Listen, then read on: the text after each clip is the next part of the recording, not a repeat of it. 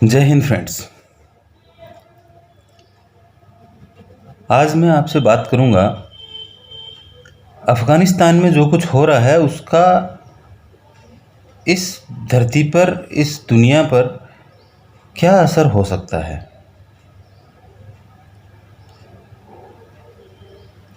आपने सबने पढ़ा है मित्रों, भारत में जब मुगलों के आक्रमण शुरू हुए तो पूरा देश उनसे एक साथ कभी नहीं लड़ा। भले ही देश में अनेक राजा और राज्य थे,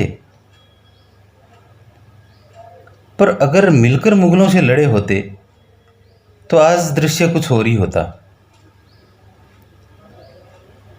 मगर तब भी लड़ता वही था जिसके घर में आग लगी होती थी, पड़ोसी केवल तमाशा देख रहा था।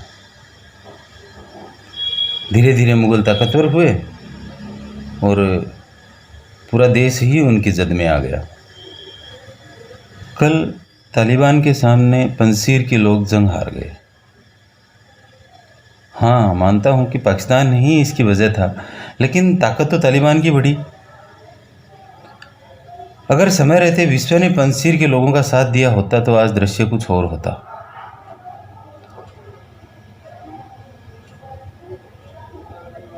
माना कि आज तालिबान हमसे दूर है, मगर कब तक? याद रखिए मित्रों, उनकी विचारधारा में धरती पर रहने वाला हर वो शख्स उनका दुश्मन है जो उनके जैसा नहीं है। तालिबान का ताकतवर होना केवल पड़ोसियों के लिए ही नहीं, वरन पूरी दुनिया के लिए ये खतरनाक साबित होगा। याद कीजिए 9/11। अलकायदा इसी अफ़गानिस्तान में ही पनपा था। 1996 में तालिबान सत्ता में आया, वो ताकतवर हुआ और असर दिखा हज़ारों किलोमीटर दूर अमेरिका में। दुनिया का तालिबान को ना रोक पाना अमेरिका को भोगना भी पड़ा। अमेरिका ने अपने इतिहास की सबसे बड़ी नाकामी और त्रासदी झेली अपने ट्विन टावर को ध्वस्त होते देखकर। आग जब लगती है तो जलने का खतरा सबसे अधिक उनको होता है जो आग के सबसे नज़दीक होते हैं। आप चाहे कितनी भी सुरक्षा रख लें, पर जलाना आग की प्रवृत्ति है।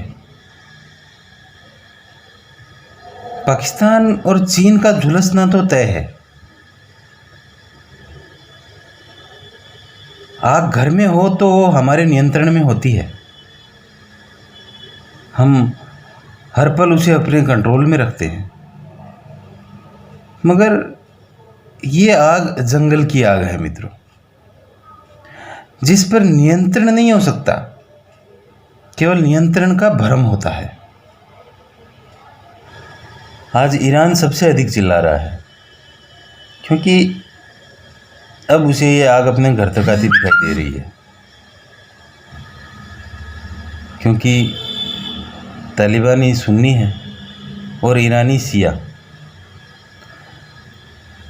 काश उसे ये बात 4 दिन पहले समझ आई होती और उसने पंजशीर में लोगों का साथ दिया होता जो तालिबान के विरोध में लड़ रहे थे।